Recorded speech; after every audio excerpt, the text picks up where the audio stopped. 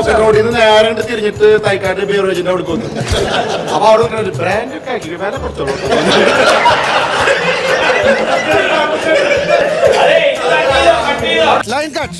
ചേച്ചിമാരുണ്ട് അവിടെ മുതലാളിമാര്. പിന്നെ സാറ് പിന്നെ കച്ചവടം നോക്കും. തിരിഞ്ഞു വരുമ്പോ ജോസേട്ടൻ എന്നോട് ചോദിച്ചേ എന്നെ കുറിച്ചിട്ടാണോ പറഞ്ഞത്. അപ്പൊ ഞാൻ വിചാരിച്ചു ഈ നല്ല സുഹൃത്തുക്കളെങ്കിലും അവിടെ ഉണ്ടാവുന്നല്ലേ. ഇപ്പൊ എത്ര പ്രാവശ്യം ന്യൂസ് ഊരിയത് ഞാൻ അന്വേഷിക്കട്ടെ.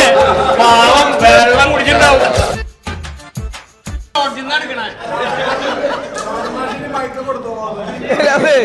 പറയാ മണലൂര് തമാശേട്ടാ, ഒരു മണൽ നമ്മള് പറഞ്ഞില്ലേ ഈ തെരഞ്ഞെടുപ്പിൽ 10 ഗ്യാരണ്ടി പ്രഖ്യാപിച്ചില്ലേ. അപ്പൊ ഒരു മണലൂർ ബ്രാൻഡ് നമ്മൾ അനൗൺസ് ചെയ്തിട്ടുണ്ട്. മണലൂർ ബ്രാൻഡ്സ് ഇവിടെ അനൗൺസ്മെന്റ് വേണ്ടി പോകണം. മണലൂരിന് സ്വന്തമായൊരു ബ്രാൻഡ്. അപ്പൊ ആ സ്വന്തമായ ബ്രാൻഡിന്റെ കാര്യം നൗഷാദ് പറയും. അനൗൺസ്മെന്റ് വളരെ അട്രാക്റ്റീവ് ആയിരുന്നു. നല്ല ബാസ് ശബ്ദത്തിൽ നമ്മുടെ മുൻഷാജിയുടെ അനൗൺസ്മെന്റിനെ തകർത്ത് വരിക. മണലൂരിനെ ഞങ്ങളൊരു ബ്രാൻഡ് ആക്കുന്നുണ്ട്. വണ്ടി പോക്കറ്റ് റോഡിൽ നിന്ന് നേരെ തിരിഞ്ഞിട്ട് തൈക്കാട്ട് ബീവറേജിന്റെ അവിടെ വന്നു. അപ്പൊ അവിടെ ബ്രാൻഡ് ഒക്കെ ആക്കി വില കൊടുത്തോളൂ.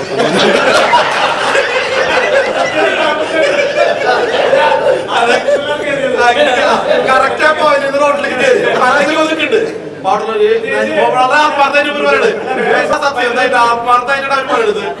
നല്ല കറക്റ്റ് ആയിട്ട് നൗഷാദ് ഇതല്ലെങ്കിലും കേട്ടിട്ട് ചിരിക്കണമെന്നല്ലേ വെറുതെ. അപ്പോ സംഗതി വാക്ക് വിത്ത് പിന്നെ വാക്ക് ഫോർ മണലൂർ അതിങ്ങനെ കണ്ടാണശ്ശേരിയില് ഇങ്ങനെ തുടക്കത്തിൽ ഇങ്ങനെ നടക്കണം. അതിങ്ങനെ നടന്നു പോകുമ്പോ ടിയൻ നല്ല വേഗതയിൽ ഇങ്ങനെ നടക്കുന്നുണ്ട്. ഒരു 1/2 കിലോമീറ്റർ കഴിഞ്ഞപ്പോഴേക്കും കംപ്ലീറ്റ് ആൾക്കാരുടെ വേഗത ഇല്ലാണ്ടായി തളർന്നു. അപ്പൊ അതിന് പല കാരണങ്ങളുണ്ട്. ആ കാരണങ്ങളൊക്കെ കൂടി അപ്പൊ ടിയൻ വളരെ ആവേശത്തോടെ ഇങ്ങനെ ഫ്രണ്ടിൽ പോണു, അങ്ങനെ പോണു. ഈ മുമ്പിൽ നിന്നിരുന്ന ഈ നേരത്തെ പറഞ്ഞ ആൾക്കാർക്ക് അടക്കമുള്ളവര് മെല്ലെ മെല്ലെ പിന്നാക്കം പിന്നിലേക്ക് ചിലത് കേട്ടിട്ടാവും എന്തൊക്കെയോ കേട്ടിട്ട് അത് മെല്ലെ മെല്ലെ പിന്നാക്കം പോന്നു. അങ്ങനെ ഞാൻ നോക്കുമ്പോ ഞാനും അന്ന് പോയിട്ടുണ്ടായിരുന്നു. അങ്ങനെ നോക്കുമ്പോ അത് അവസാനിക്കുന്ന സ്ഥലത്ത് ആ ടെന്റൊക്കെ അടിച്ചിട്ടുള്ള ഒരു ഷെഡൊക്കെ ഇട്ടിട്ടുള്ള വീടിന്റെ അവിടെ എത്തിയപ്പോ ഈ പിന്നാലെ നടന്നിരുന്ന ചില ആൾക്കാരുടെ ആവേശമായിരുന്നു കാണേണ്ട ആവേശം. അവരാണ് അപ്പോ ഏറ്റവും ആവേശം കാണിച്ചത് എന്നുള്ളതാണ് ഞാൻ കണ്ട.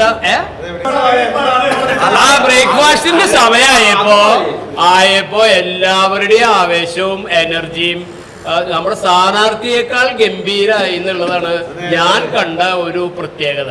പറഞ്ഞ കമന്റിൽ ഞാൻ കുറ്റം പറയില്ല. രാജമാഷ് പറഞ്ഞ ചിരി അനിവാര്യമാണ്. ഈ പ്രസാദ് എന്നെ കൊണ്ടുപോയി സൂര്യാഘാതം ഏൽപ്പിച്ചു. ഞാൻ മിണ്ടാണ്ട് എന്നെ ഇളവള്ളി കൊണ്ടുപോയിട്ട് 38 ഡിഗ്രി ചൂട്, ആരുമില്ലാത്ത പാറയിൽ കൂടെ കൊണ്ടുപോയി അവിടെ കൂടെ ഉച്ചക്ക് എന്നിട്ട് ആരെ വീട്ടിൽ വിളിച്ച് കൊണ്ടിരിക്കാൻ പോയത്.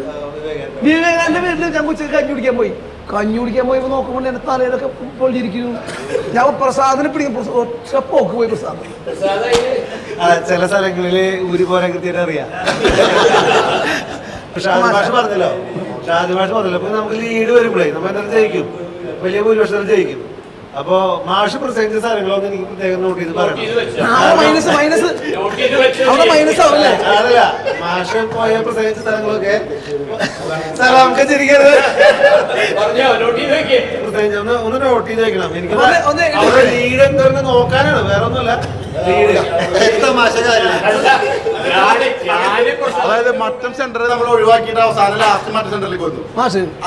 മൊത്തത്തിൽ നമ്മുടെ പര്യടനം പ്രത്യേകിച്ച് അപ്പൊ അവിടെ 8 മണി കഴിഞ്ഞപ്പോ എല്ലാ കടകളും അടച്ചു.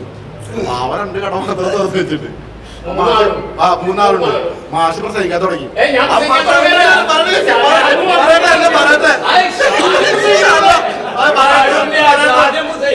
മാഷ് പ്രസംഗിക്കാൻ തുടങ്ങുമ്പോൾ ഞാൻ ഇപ്പുറത്തേക്ക് ബാക്കിൽ നിൽക്കുന്നുണ്ട്. അപ്പൊ ആ ചെക്കൻ മുതലാളി മോനോട് വരാം, നേരത്തെ എടുത്തൊക്കെ പറഞ്ഞതാ. ഞാൻ ചാനലുകൾ അകത്തേക്കൊക്കെ എപ്പ പറഞ്ഞതാ കേൾക്കാറില്ല.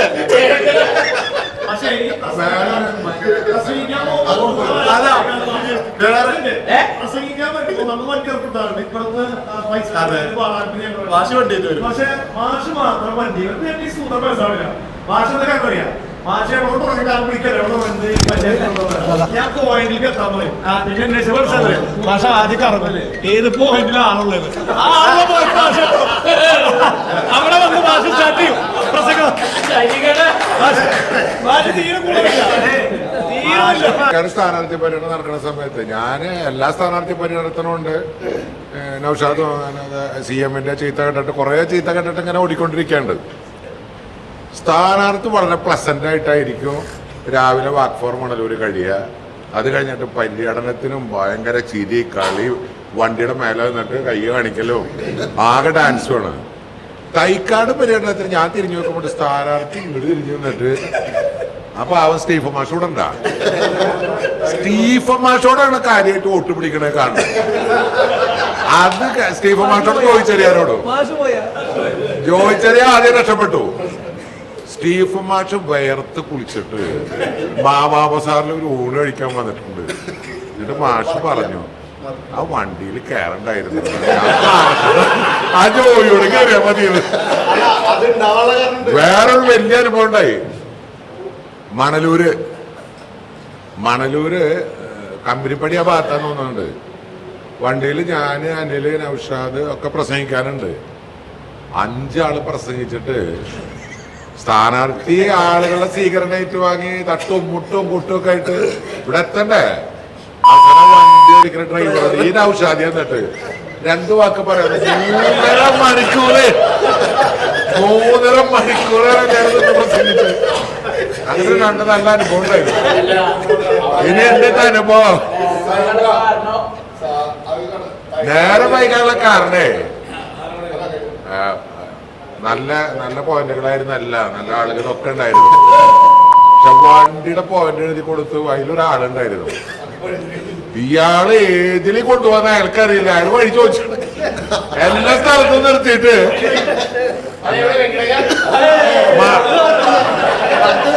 മണലൂര് വണ്ടി നിയന്ത്രിക്കണ ആള് ആ മണലൂരത്തെ മുഴുവൻ നാട്ടുകാരോട് വഴി ചോദിച്ചിട്ടുണ്ട് പോയിന്റിലേക്ക് എങ്ങനെ എത്തുന്നത്. ആ പുള്ളി ഞങ്ങളെ വഴി കാണിച്ചേർന്നത്.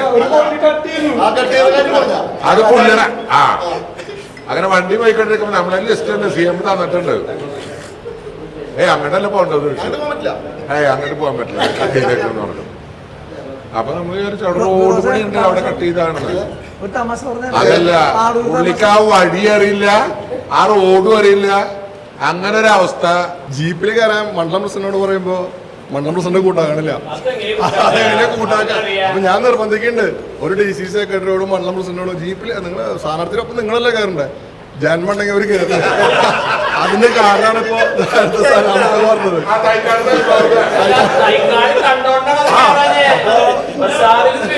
സാറല്ല മണ്ഡലം പ്രസിഡന്റ് 2 ആള് കയറിയില്ല. എന്നിട്ട് പാവം 5 വയസ്സായ ചെയർമാനെ കയറ്റിക്കണം പറഞ്ഞു. ചെയർമാന്റെ ഒപ്പം എല്ലാവരും ഇങ്ങനെ അല്ല, അവിടെ മണ്ഡലം പ്രസിഡന്റ് അല്ല, മണ്ഡലം പ്രസിഡന്റ് ഉണ്ട്, ബ്ലോക്ക് പ്രസിഡന്റ് ഉണ്ട്, പിന്നെ ജില്ലാ സെക്രട്ടറി ഉണ്ട്, എല്ലാവരും ഉണ്ട്. ഇവിടെ ആരും കയറുന്നില്ല. ഇവരൊക്കെ ചെയർമാനോട് ആളായിരുന്നു. ചെയർമാനാണെങ്കിൽ നിൽക്കാൻ പറ്റുന്നില്ല.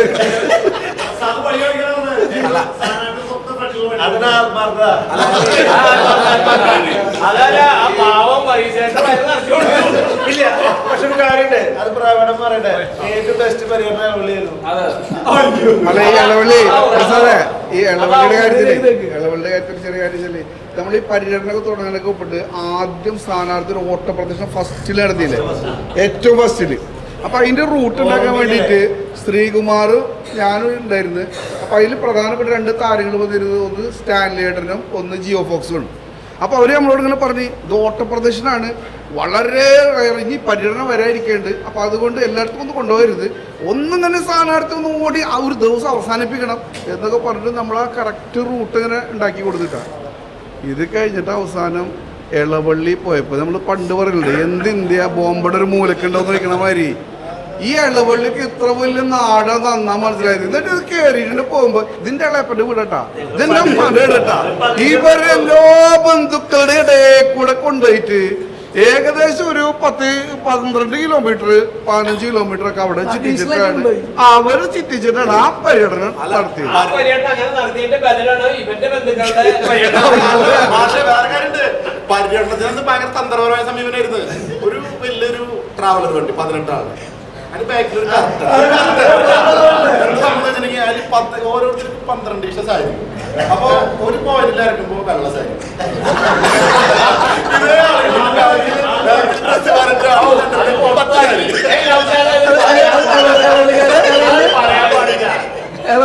കണ്ടാണ് ചെയ്തത് പറയുന്നതായിരിക്കണം. എല്ലാ സ്ഥലത്തും ഒരു സാരി എല്ലാ സ്ഥലത്തും ഉണ്ട്.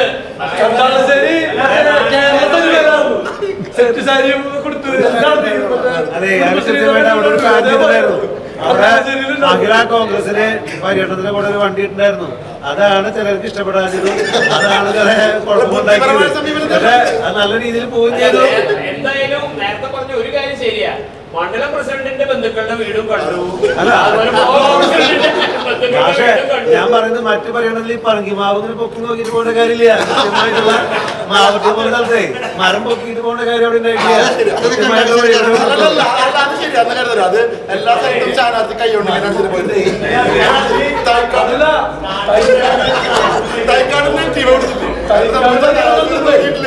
ഫൈസലിന് KCB ജോലി. കാരണം അനൗൺസ്മെന്റിന് വേണ്ടി പോയിട്ട് വേണല്ലോ ബാക്കി വണ്ടി ഇവൻ നേരെ പൊത്തി പിടിച്ച് കയറും, മാവിന്റെ കുമ്പ പൊത്തി പിടിച്ച് വണ്ടി ഇറക്കി വിടും. അത് കഴിഞ്ഞ് അടുത്ത വണ്ടി കയറും. ഇതൊക്കെ കഴിഞ്ഞിട്ട് റെയിൽവേ ബ്ലോക്കിലൊന്നുമല്ലോ അവിടെ ഒന്ന് പാപ്പണ്ടിയോട് പോയിട്ട് പറയാം സ്ഥാനാർത്ഥി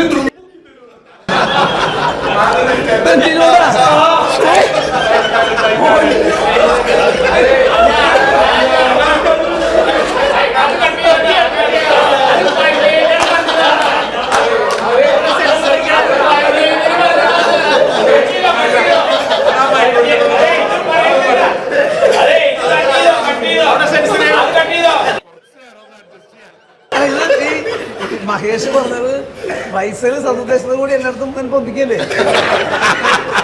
മരക്കൊമ്പ് പൊന്തിക്കണം ഓരോ സ്ഥലത്തും.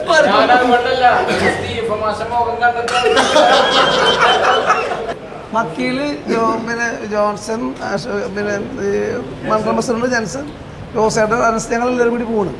അപ്പോൾ ഇങ്ങനെ പോകുമ്പോൾ ഇൻഡസ്ട്രിയൽ എസ്റ്റേറ്റിൻ്റെ ഉള്ളിൽ കൂടെ പോകണം. 2-3 സ്ഥലത്ത് അവിടെ ബേക്കറി ഉണ്ടാക്കുന്ന സ്ഥലമുണ്ട്. ആ മണലിട്ട് വക്കീല് വിടുന്നില്ല.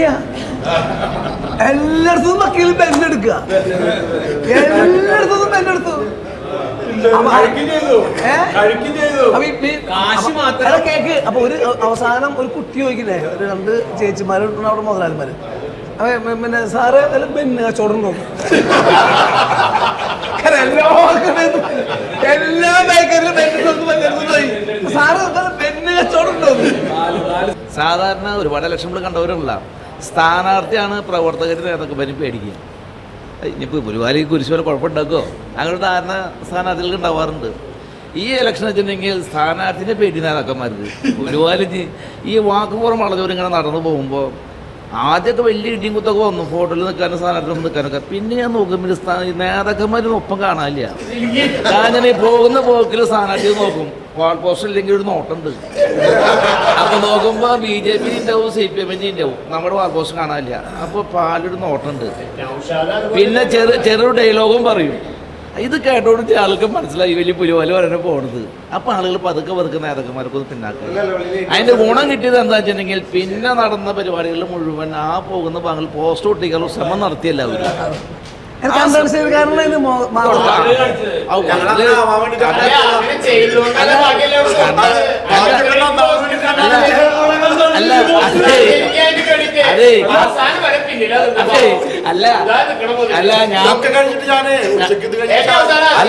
പറഞ്ഞു നൗഷാദ് മുമ്പിൽ കയറി നിൽക്ക്, നൗഷാദിന്റെ മുഖം കാണട്ടെ. നൗഷാദിന്റെ മുഖം കാണട്ടെ, ജനം കാണണം. നൗഷാദ് മുൻ മണ്ഡലം പ്രസിഡന്റാണ്. അയ്യോ കുഴപ്പമുണ്ടാക്കല്ലേ, ഞാൻ പോവില്ല. അപ്പോൾ നമ്മൾ വളരെ സീരിയസ് ആയിട്ട് മീറ്റിംഗ് ഒക്കെ കഴിഞ്ഞു. പ്രത്യേകിച്ച് നമ്മുടെ സ്ഥാനാർത്ഥി ഒരു കാര്യം പറഞ്ഞു, തലേം ദിവസം നിങ്ങൾ ശ്രദ്ധിക്കണം, രാത്രി ഏത് ലോഡ്ജിൽ വരുമ്പോഴും ശ്രദ്ധിക്കണം. അപ്പോൾ അതൊക്കെ കഴിഞ്ഞിട്ട് ഞാൻ ഇങ്ങോട്ട് തിരിഞ്ഞു വരുമ്പോൾ ജോസേട്ടൻ എന്നോട് ചോദിച്ചേ എന്നെ കുറിച്ചിട്ടാണോ പറഞ്ഞത്.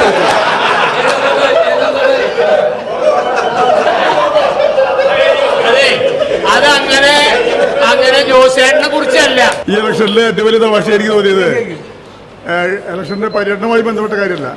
പര്യടനം കഴിഞ്ഞു. നമ്മൾ ഇലക്ഷന്റെ ഒരു അവലോകനത്തിന് വേണ്ടിയിട്ട് നമ്മൾ ഇലക്ഷൻ 2 ദിവസം തലേദിവസം കൂടി അപ്പോൾ ഓരോ മണ്ഡലങ്ങളിൽ കണക്കുകൾ അവതരിപ്പിച്ചുകൊണ്ടിരിക്കുകയാണ്. അപ്പൊ ഷാജൻ മാഷ് പറഞ്ഞു എനിക്ക് കണക്ക് അവതരിപ്പിക്കേണ്ടത്. ഷാജൻ മാഷ് പറഞ്ഞു എനിക്ക് കണക്ക് അവതരിപ്പിക്കേണ്ടത്. ഞാൻ ജില്ലാ പഞ്ചായത്തിലേക്ക് ഇന്നപ്പോ എനിക്ക് കിട്ടിയേക്കാളും 200 വോട്ട് കൂടുതൽ എനിക്കാണെങ്കിലും വെല്ലശ്ശേരിയിലും ഇളവള്ളിയിലും കണ്ടാശ്ശേരിയിലും ടിക്കറ്റ് കിട്ടും. ഇതാണ് ഷാജൻ മാഷ് പറഞ്ഞ തമാശ. 200 വോട്ടേ കിട്ടുള്ളത്. അപ്പോ എന്താണ് ഷാജൻ മാഷ് ആ തമാശയോട് ഉദ്ദേശിച്ചത്? ആ കടക്കിയോട് ഉദ്ദേശിച്ചത്? അപ്പൊ ടീയോട് ഞാൻ ചോദിച്ചു.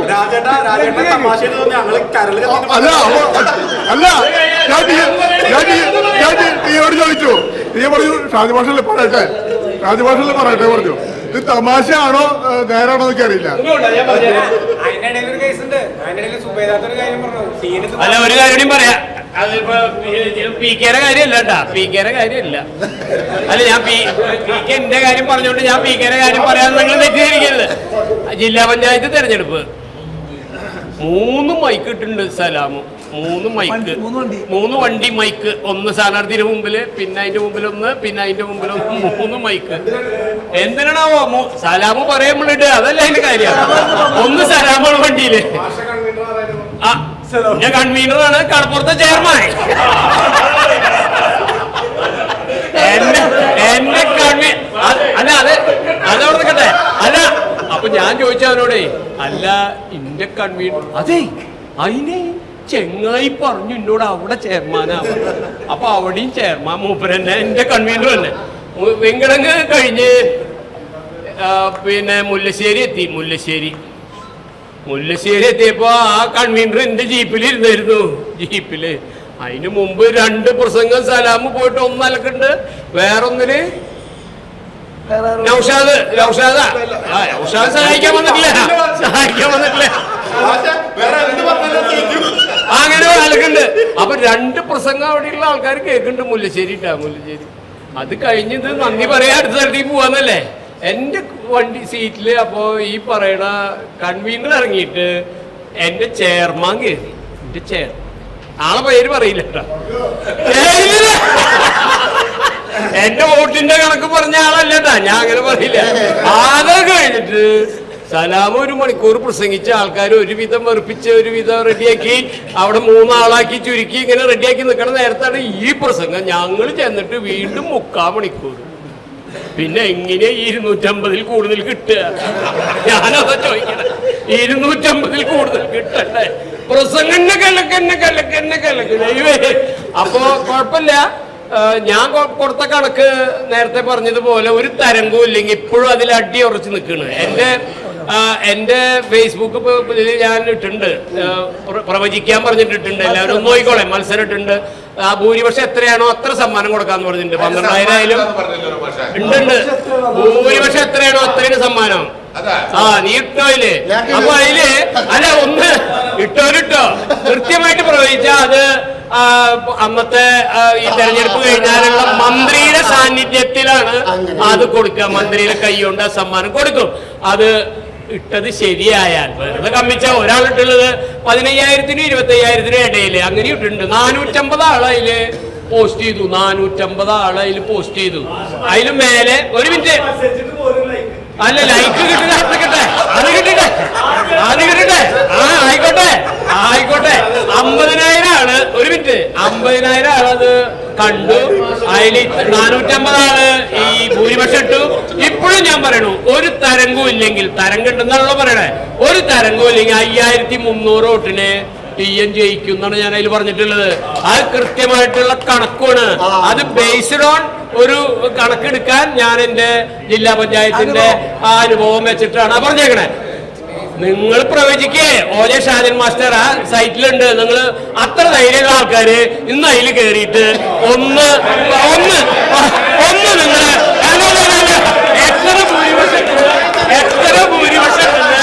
എത്ര ഭൂരിപക്ഷം ഉണ്ടെന്ന് പറയാൻ ധൈര്യമുള്ള നൗഷാദ് ഉണ്ട് ഇവിടെ, മുൻസാർ ഉണ്ട് ഇവിടെ, ജില്ലാ സെക്രട്ടറി ഉണ്ട്, സാജു ഉണ്ട്, ശരിത്തെ കുറ്റം പറഞ്ഞിട്ടുണ്ട്. ആണുങ്ങളാണെങ്കിൽ അതിലിട്ട് സമ്മാനം തരുന്നേ ആ പറ്റുകയും ചെയ്യാം. പിന്നെ ഞാൻ പറഞ്ഞത് 5300 ആരും വിളിച്ചു വെച്ചിട്ടൊന്നുമല്ലല്ലോ, മുഖത്തൊക്കെ പറഞ്ഞേ. ഞങ്ങൾക്ക് പറയാൻ ധൈര്യം കാണില്ല. ഇത് നിങ്ങളൊന്ന് പോസ്റ്റ് ചെയ്തോ, സമ്മാനം തരുന്ന ധൈര്യം ഉണ്ടാ. മാഷ് 5300 പറഞ്ഞിട്ടുള്ളൂ. ഞാൻ പറയണത് 15000 ഞാൻ 15000 പറയണത്. മാഷ് ഇനി 2 ദിവസം കൂടി വോട്ടുണ്ട്. മാഷേ അതിലെഴുതിയില്ല, മാഷുടെ റീച്ചിലല്ല ഞാൻ എഴുതിയിട്ടുള്ളത്. ഞാൻ പറയണത് 15000 കൂടുതൽ വോട്ടിന് ജയിക്കും. മാഷ് പേരുടെ 5300 അല്ലേ വോട്ട് എണ്ണതിന് കുറച്ച് മണിക്കൂറുകളുള്ളൂ ഇനി. അപ്പൊ അത് കഴിയുമ്പോ നമുക്ക് ഒന്നും കൂടി ഇനി ഇരിക്കുമല്ലോ അല്ലെ, അന്ന് നമുക്ക് വീണ്ടതിനെ പറ്റും. ഒരുപാട് തെരഞ്ഞെടുപ്പുകൾ നമ്മളൊക്കെ ഈ മണലൂർ നിയോജകമണ്ഡലത്തിൽ ഒരുപാട് തെരഞ്ഞെടുപ്പുകൾക്ക് ചുക്കാൻ പിടിച്ചവരും പ്രവർത്തിച്ചവരാണ് നമ്മളൊക്കെ. പക്ഷെ ഇതുപോലൊരു തെരഞ്ഞെടുപ്പിന് നമ്മൾ പ്രവർത്തിച്ചിട്ടുണ്ടാവില്ല. കാരണം ഒരു സ്ഥാനാർത്ഥിനെ ഇരുത്തിയിട്ട് അതിന്റെ മഹത്വം പറയാനല്ല. പണ്ടൊരു കമ്മിറ്റി പറയുന്നു, ആ കമ്മിറ്റിക്ക് അനുസരിച്ചിട്ട് കാര്യങ്ങൾ തീരുമാനിക്കുന്നു, അങ്ങനെ പോകുന്നു എന്നുള്ളതാണ്. പാതിര ഒരു 1:30-2 മണി വരെയൊക്കെ നമ്മൾ കാൻഡിഡേറ്റിന് നിയമസഭാ തെരഞ്ഞെടുപ്പിന് പലതിനും നമ്മൾ കാത്തിരുന്നിട്ടുണ്ട്. ഇതുപോലെ ചർച്ചക്കാവില്ല, കാൻഡിഡേറ്റിനെ കാത്തിരുന്ന അവസാനം കാൻഡിഡേറ്റിനെ കണ്ടിട്ട് പോണ ഒരവസ്ഥ ഒക്കെ തെരഞ്ഞെടുപ്പിനുണ്ടായിരുന്നു. സ്ഥാനാർത്ഥികൾ പോലും മണ്ഡലം നിയോജകമണ്ഡലത്തിൽ പലപ്പോഴും തെരഞ്ഞെടുപ്പിന് സ്ഥാനാർത്ഥി ഒരാഴ്ച പറഞ്ഞ കാര്യമില്ല, പിറ്റത്തെ ആഴ്ച പറയാം. പുഴവക്കത്ത് കൂടെയാണ് ഒരു പര്യടനം പോയി എന്ന് കണ്ടിട്ടുണ്ടെങ്കിൽ പിറ്റേ ദിവസം ടൂറിസത്തെ കുറിച്ച് പറയും. മണലൂര് ഭീകരാന്റെ അയലിലൂടെ പോയിട്ടുണ്ടെങ്കിൽ നെല്ലിനെ കുറിച്ച് പറയും. പക്ഷെ ഈ തെരഞ്ഞെടുപ്പിന് നമുക്ക് കൃത്യമായ ലക്ഷ്യം, കൃത്യമായ ഒരു ചിട്ടയും എല്ലാവരും ഹാർഡ് വർക്ക് ചെയ്യിപ്പിക്കാനുള്ള ഒരു എനർജി സ്ഥാനാർത്ഥി കൊടുത്തെങ്കിൽ തന്നെയല്ലോ തെരഞ്ഞെടുപ്പ് മുന്നോട്ട് പോകുള്ളൂ. അതൊരു ഭയങ്കര ഒരു സംഭവമായിരുന്നു. കാര്യം ഞങ്ങൾ കുറച്ച് ആളുകൾ, ചില ആളുകൾ തീരുമാനിച്ച ഒരു കാര്യം ഉണ്ടായിരുന്നു. ഞാൻ CC ഉൾപ്പെടെ പ്രത്യേകിച്ച് പറയല്ല, സ്ഥാനാർത്ഥിയെ ചിലതൊന്നും അറിയിക്കാതെയും ഈ തെരഞ്ഞെടുപ്പ് നമുക്ക് മുന്നോട്ട് കൊണ്ടുപോകണം. അവസാനം ഗത്യന്തരമില്ലാണ്ട് വന്നാൽ നമുക്ക് സ്ഥാനാർത്ഥിനെ കൂട്ടുപിടിക്കാം. അതെ അതന്നെ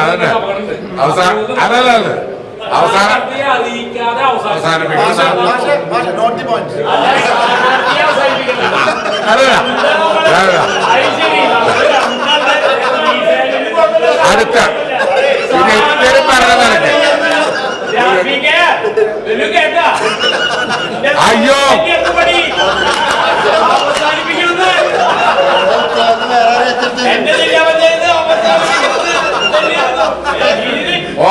ഞങ്ങളെല്ലാരും കൂടി വ്യക്തിയെ കാരണം കുഴപ്പമില്ല.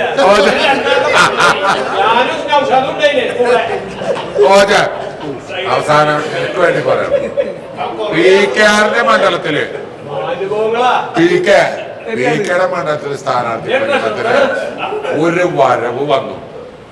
ആ റോഡിന്റെ അവിടെ 2 ആൾ തടുത്ത് നിർത്തിയിട്ട് പറഞ്ഞു ഇത് ഇറങ്ങിക്കോന്ന് പറഞ്ഞു. ഒരു കുന്നത്തേക്ക്, ആ കുന്നത്ത് ഒരു ചാലിലിറങ്ങിയിട്ട് അവിടെ നിന്നപ്പോ ഇങ്ങനെ പ്രസംഗിക്കാൻ ആളില്ലെങ്കിൽ ഞാൻ വേറെ ആരെങ്കിലും തപ്പി അനിലിന് കൊടുക്കില്ല, അനിലിങ്ങനെ നോക്കും. നൗഷാദിനാണ് സാധാരണ ഉപയോഗിക്കാറ്. ആളില്ലെങ്കിൽ ഞാൻ വിളിച്ചത് നൗഷാദ് പറയും, ആളില്ലാത്തതുകൊണ്ട് എന്നെ വിളിച്ചത്. ഞാൻ പറയണ അവിടെ ഒരു 5-6 ആൾക്കാർ ആ തലക്കരിക്കായിരുന്നു. അപ്പൊ ഞാൻ വന്ന മൃദുല പാടത്ത് മഹേഷിന് പൈസ പഠിപ്പിച്ചു.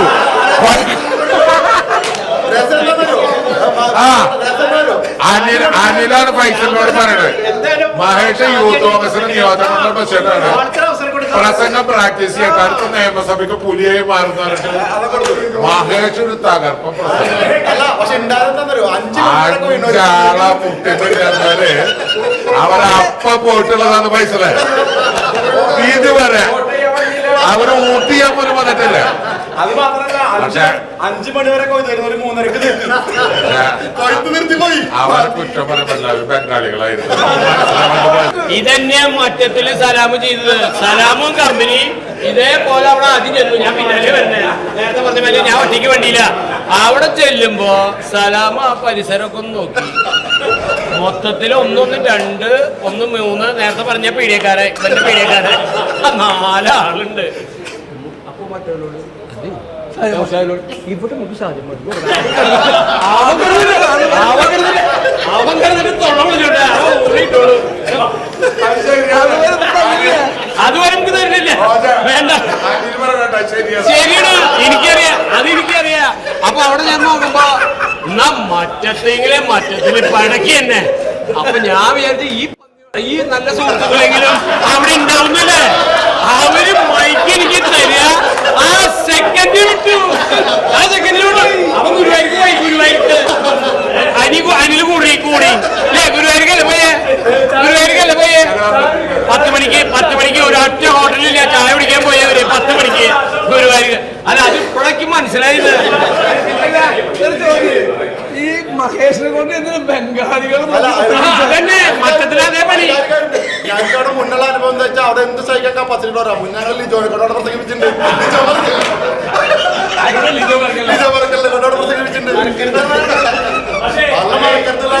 ഈ പ്രസംഗത്തിൽ ഏറ്റവും കൂടുതൽ മുരളി പെരുന്നലിന്റെ പേര് പറഞ്ഞ ആളാണ്.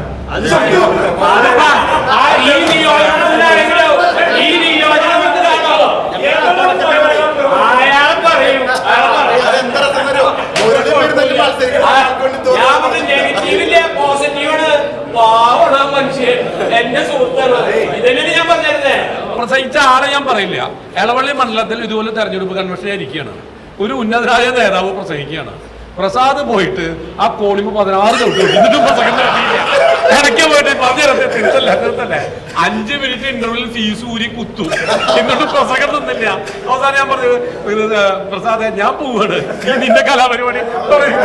ഇലക്ഷനുമായി ബന്ധപ്പെട്ട് അതിന് കൺവെൻഷൻ നടക്കുമ്പോ എല്ലാവരും വലിയ പ്രതീക്ഷയിലെ വരിക. ഇദ്ദേഹം വന്നിട്ട് ഓഫീസിൽ ഫുള്ള് നെഗറ്റീവ് പറയുന്നതിനൊക്കെ ഞാൻ പറഞ്ഞ അല്ല, ഞാനന്ന് അങ്ങനത്തെ ടൈപ്പായിരുന്നു. അതല്ല, അവ അന്ന് അങ്ങനത്തെ ടൈപ്പായിരുന്നു എന്നും തോന്നിയാ. ഇപ്പൊ എത്ര പ്രാവശ്യം ജ്യൂസ് ഊരിയത് ഞാൻ അന്വേഷിക്കട്ടെ. പാവം വെള്ളം കുടിച്ചിട്ടുണ്ടാവും. പ്രസാദ ലീഡിനനുസരിച്ചിട്ട് കാശ് കൊടുക്കുന്നാണ് ഈ പറയണത്.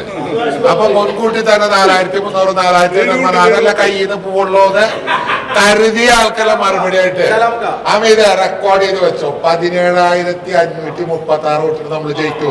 മൈക്കാരനും സ്ഥാനാർത്ഥിയും കഴിഞ്ഞ എല്ലാ സ്ഥലത്തും പോയാലൊരാളാണ് ഞാൻ. എല്ലാ സ്ഥലത്തും കാലത്ത് 15 ദിവസം നടത്തം, 10 ദിവസത്തെ പ്രചരണം ഒക്കെ പോയത്. അപ്പം മൊത്തത്തിൽ നോക്കണം മാഷേ റെക്കോർഡ് വെച്ചാൽ, അതായത് ഒരു രാഷ്ട്രീയമായ തെരഞ്ഞെടുപ്പിൻ്റെ ഇതും TN പ്രതാപൻ എന്ന അദ്ദേഹത്തിന് കിട്ടുന്ന വോട്ട് അതൊരു വലിയ കാര്യമാണ്. അത് ഒരു സംശയം വരിക്കണം. സ്ഥാനാർത്ഥി എന്ന് വകയിലിട്ട് വോട്ട് നമ്മൾ ഒരു പഞ്ചായത്ത് ഇലക്ഷൻ സ്വാഭാവികമായിട്ട് സ്ഥാനാർത്ഥിക്ക് വോട്ട് കിട്ടുക. പക്ഷേ നിയമസഭാ ഇലക്ഷനിൽ ഒരു സ്ഥാനാർത്ഥി എന്ന നിലക്ക് വോട്ട് കിട്ടുന്നത് ഈ ജില്ലയിൽ TN പ്രതാപനാണ്. നമ്മൾ വേറെ ഒന്നുമായിട്ട് പറഞ്ഞില്ല. രാഷ്ട്രീയമായ വോട്ട് നമുക്ക് സ്ഥിരം ഒരു 40-50 ഇടയിൽ എല്ലാ തെരഞ്ഞെടുപ്പും കിട്ടാറുണ്ട്. പക്ഷെ അത് കിട്ടിയാൽ നമുക്ക് ജയിക്കില്ല എന്നുള്ള 100% ഉറപ്പാണ്. പക്ഷെ ഒരു വ്യക്തിപ്രഭാവം അദ്ദേഹത്തിന് കിട്ടുന്ന ഒരു വോട്ട്, നമ്മുടെ നാടിൻ്റെ വികസനം, കഴിഞ്ഞ കാലമുള്ള പ്രവർത്തനം, അത് മണലൂരിന് കിട്ടുമെന്നുള്ള വിലയിരുത്തലോട് അതിന് കിട്ടുന്ന വോട്ടിന് അതല്ല. നേരത്തെ TN ആത്മവിശ്വാസം പറഞ്ഞ മാതിരി കേരളത്തിൽ 12 ഇതിൽ പറഞ്ഞതുപോലെ ഒരു ഒഴുക്കുണ്ടെങ്കിൽ 10,000 മേലെ പോകും. നമ്മൾ ജയിക്കില്ല എന്ന് പറഞ്ഞ നാട്ടിലെ 10,000 മേലെ കടന്നു വിഷം കളയാൻ ആദ്യത്തെ ഇലക്ഷൻ ഒരിക്കലും പ്രതീക്ഷിച്ചിട്ടുണ്ടായില്ല. ഈ ഒഴുക്കുണ്ടെങ്കിൽ 10,000 മേലെ കടന്നു. ഒഴുക്കൊന്നുമില്ല. ഒരു രാഷ്ട്രീയമായ വോട്ടും TN പ്രതാപൻ എന്ന വ്യക്തിയുടെ പ്രഭാവം കൊണ്ട് തുടർച്ച 7,000-നും 8,000-നും ഇടയിൽ വോട്ടുകൾ UDF സ്ഥാനാർത്ഥി ജയിക്കും. അട്ടിമറികളും നടന്നില്ലെങ്കിൽ, BJP CPM തമ്മിലുള്ള അന്തർധാരകളൊന്നും നടന്നില്ലെങ്കിൽ 13,500ഓളം വോട്ടിൻ്റെ ഭൂരിപക്ഷം പ്രതാപേട്ടൻ ഉണ്ടാവുമെന്ന് ഞാൻ ഉറച്ചു വിശ്വസിക്കുന്നു. നല്ല ടൈറ്റ് മത്സരം വരികയാണെങ്കിൽ ഒരു 750 വോട്ടിൻ്റെ ഉള്ളിൽ ജയിച്ചു കയറും. ഇതിനപ്പുറത്തേക്ക് പോവുകയാണെങ്കിൽ ഒരു 4,000-4,500 വോട്ട്. ഇനി തരംഗത്തിൽ പോവുകയാണെങ്കിൽ ഒരു 13,000 വോട്ടിന് കയറിപ്പോയി. TN എന്ന് പറയുന്ന കാൻഡിഡേറ്റ് ഒരിക്കലും ഒരു 5,000-അടുത്ത് എത്തില്ല. കാരണം TNന്റെ വിജയത്തിൻ്റെ തോത് 7,500-നും 12,000 ഇടയ്ക്ക് തന്നെയാണെന്ന് ഞാൻ ശക്തമായിട്ട് വിശ്വസിക്കുന്നു. നല്ല ട്രെൻഡ് ഉണ്ടെങ്കിൽ അദ്ദേഹം 15,000 വോട്ടിന് ജയിക്കും. ഈ നിയോജക മണ്ഡലത്തിലെ മുഴുവൻ പ്രവർത്തകന്മാരും നേതാക്കന്മാരും അവരുടെ ഒരു സ്വന്തം ഇലക്ഷൻ, അവർ പഞ്ചായത്ത് ഇലക്ഷൻ മത്സരിക്കുന്ന പോലെ, സൊസൈറ്റി ഇലക്ഷൻ മത്സരിക്കുന്ന പോലെ എല്ലാവരും അവരുടെ ഒരു സ്വന്തം വികാരമായി തെരഞ്ഞെടുപ്പിനെ ഏറ്റെടുത്തു എന്നുള്ളതാണ് എനിക്കുണ്ടായ ഏറ്റവും വലിയ അനുഭവം. ഞാൻ 3 നിയമസഭാ തെരഞ്ഞെടുപ്പിലും ഒരു പാർലമെൻറ്റ് ഇലക്ഷൻ മത്സരിച്ച ആളാണ്. ആ ഇലക്ഷനൊക്കെ ജയിച്ചിട്ടുമുണ്ട്. പക്ഷെ ആ തെരഞ്ഞെടുപ്പുകളൊക്കെ എനിക്ക് പലയിടത്തും നമ്മുടെ പാർട്ടിക്കാരായ ആളുകൾ എന്നെ വല്ലാതെ പ്രയാസപ്പെടുത്തിയിട്ടുണ്ട്. പല മണ്ഡലം തിരിച്ച് ആദ്യത്തെ 2001 ആദ്യത്തെ ഇലക്ഷൻ കൃഷ്ണൻ കണിയാമ്പറമ്പിനെതിരെ ഞാൻ മത്സരിക്കുമ്പോൾ ആൾ ഏറ്റവും പ്രശസ്തനായ കേരളത്തിലെ കൃഷിമന്ത്രിയായിരുന്നു. ഭയങ്കര ജനകീയനായ മന്ത്രി, ജനസ്വാധീനമുള്ള മന്ത്രിയായിരുന്നു. അയാൾക്കെതിരെ നാട്ടിക മത്സരിക്കുമ്പോൾ നാട്ടിക C ക്ലാസ് സീറ്റാണ്.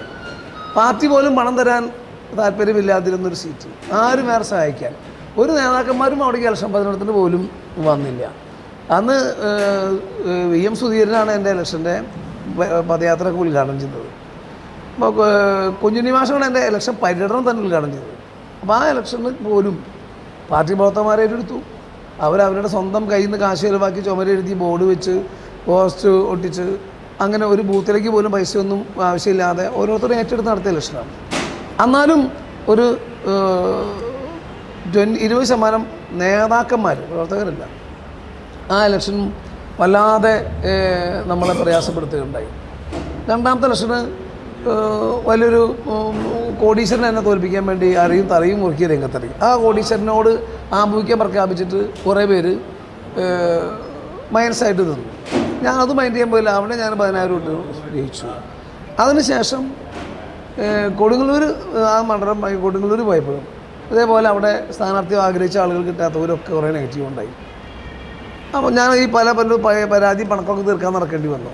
ഒരു സ്ഥാനാർത്ഥി എന്ന നിലയിൽ ഒരു സ്ഥലത്ത് പോയി പരാതി തീർക്കാൻ, പിണക്കം തീർക്കാൻ, അല്ലെങ്കിൽ ഇന്ന ആളോട് ഇറങ്ങണം എന്ന് പറയാൻ, അത് ശരിയല്ലെന്ന് പറയാൻ, അങ്ങനെ ഒരാൾ പോലും അങ്ങനെ ഒരു മൈനസായി നിന്ന് പോയി കയ്യും കാലും പിടിച്ച് ഒരാളെ ഇറക്കുന്ന സാഹചര്യം ഉണ്ടാകാതിരുന്നൊരു തെരഞ്ഞെടുപ്പാണ് മണലൂരിൽ തെരഞ്ഞെടുപ്പ്.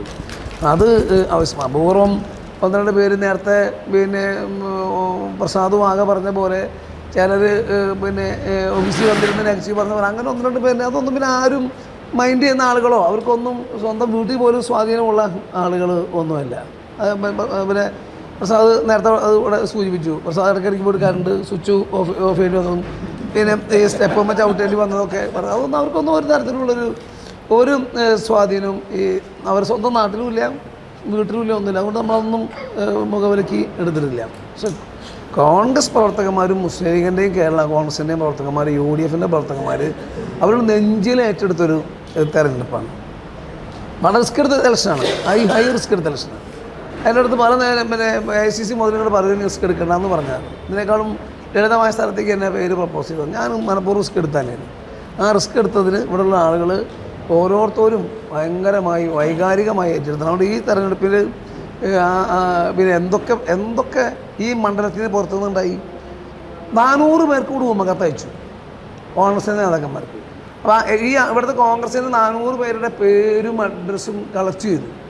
ഇത്ര മനോഹരമായിട്ട് കളക്ട് ചെയ്തിട്ടുണ്ടാവുക. ഇവിടെ നിൽക്കാൻ ആഗ്രഹിച്ചവരോ അവരുടെ കൂടെ അവിടെയുള്ളത് കളക്ട് ചെയ്യുക. അല്ലാണ്ട് ഇപ്പോൾ ഒരാൾ പേര് കിട്ടണമെങ്കിൽ എളുപ്പമില്ലല്ലോ. ഇവിടെ വെറുതെ വന്നിട്ട് ആൾക്ക് പേര് പോയി എടുക്കൂല, ഏത് അങ്ങനെ കളക്ട് ചെയ്തു കൊണ്ട് മണ്ണുത്തിയിൽ നിന്നാണ് 400 കത്തും പോസ്റ്റ് ചെയ്തത്, ഊമ കത്ത്. അപ്പോൾ അതിൻ്റെ കുറേ പിന്നെ DCC ഓഫീസിൻ്റെയും KPC പിന്നെ പ്രസ് ക്ലബിനെ അവിടെ കൊണ്ട് പോസ്റ്റ് ഒട്ടിച്ചു. ആ പോസ്റ്റ് ഒട്ടിച്ചത് ചർച്ച നടന്നത് എവിടെയാണെന്ന് എനിക്ക് കൃത്യമായിട്ട് അറിയാം, എനിക്ക് നേരിട്ടറിയാം. പോസ്റ്റ് ഒട്ടിച്ചത് എവിടെയാണെന്ന് എനിക്കറിയില്ല, അല്ല കത്തയച്ചറിയാം. പോസ്റ്റ് ഒട്ടിക്കാൻ വേണ്ടി ഡിസ്കഷൻ നടന്ന സ്ഥലവും അറിയാം, ആരൊക്കെ ചർച്ച നടത്തിയെന്ന് എനിക്കറിയാം. അവരെ പോലീസ് പിടിച്ചു, പോലീസിൻ്റെ മുറൊക്കെ ഉപയോഗിക്കുകയുണ്ടായി. പിന്നെ അത് കഴിഞ്ഞ് കോൺഗ്രസിൽ നിന്ന് പുറത്താക്കപ്പെട്ട ഒരുത്തനെ കൊണ്ടുവന്ന് CPMൻ്റെ ജില്ലാ കമ്മിറ്റി ഓഫീസിൽ പത്രസമ്മേളനം നടത്തിച്ചു.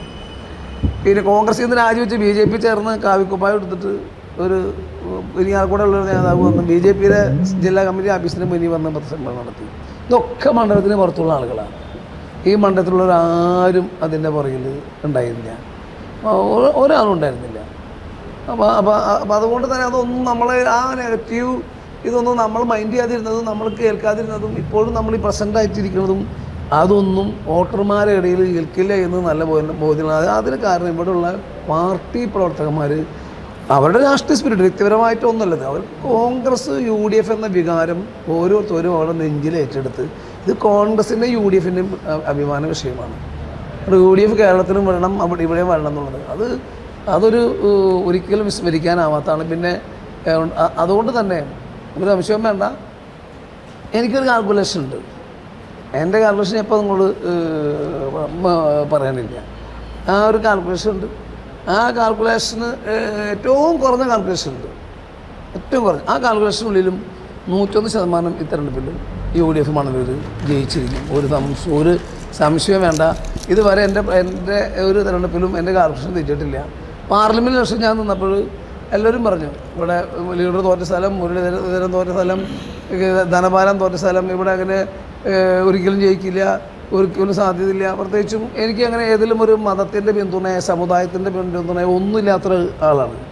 അപ്പോൾ അങ്ങനെ അതുകൊണ്ടൊന്നും ജയിക്കില്ല എന്ന് പാർലമെൻറ്റ് ഇലക്ഷന് തൃശ്ശൂർ 1256 ബൂത്തുള്ളൊരു സ്ഥലത്ത് ഒരിക്കലും ജയിക്കില്ല എന്ന് പറഞ്ഞ് വളരെ സീനിയറായ നേതാക്കന്മാരുണ്ടായി. അതും ഇതേപോലെ പാർട്ടിക്കാർ ഏറ്റെടുത്ത് ഉണ്ടായൊരു ഇലക്ഷൻ തന്നെയാണ്. അതുകൊണ്ട് അതൊക്കെ കൂടി വെച്ചിട്ടുള്ള നമുക്കൊരു സ്വന്തം ഒരു അനുഭവമുണ്ട്. ആ അനുഭവത്തിൻ്റെ അടിസ്ഥാനത്തിൽ നമ്മളാരും കാണാത്തൊരു ഇലക്ഷൻ വോട്ടുണ്ടായി. നമ്മളാരും കാണാത്തൊരു ഇലക്ഷൻ വോട്ട് ഇതിനകത്തുണ്ടായിട്ടുണ്ട്. കഴിഞ്ഞതിന് ശേഷം നമ്മൾ പറയും, തെരഞ്ഞെടുപ്പ് കഴിഞ്ഞതിന് ശേഷം നമ്മൾ ഇതുപോലൊരു സ്ഥിരിക്കും. അന്ന് ഞാൻ കുറേയും കൂടി നിങ്ങളോട് കുറേ സത്യങ്ങൾ നിങ്ങളോട് വെളിപ്പെടുത്തും. കുറേ സത്യങ്ങൾ, യാഥാർത്ഥ്യങ്ങൾ, സത്യങ്ങൾ പറയും. അപ്പോൾ അതുകൊണ്ട് ഇന്നിപ്പോൾ നമുക്ക് സന്തോഷത്തോടെ പിരിയാം.